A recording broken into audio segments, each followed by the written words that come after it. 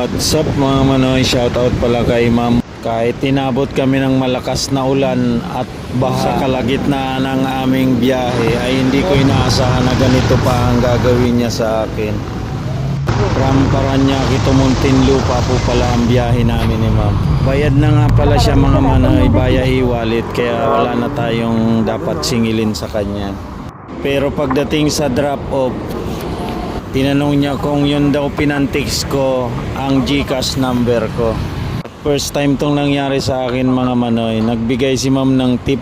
Alam niyo kung magkano? 500 pesos via GCash. Ang fare niya 118 lang. First time to mga manoy.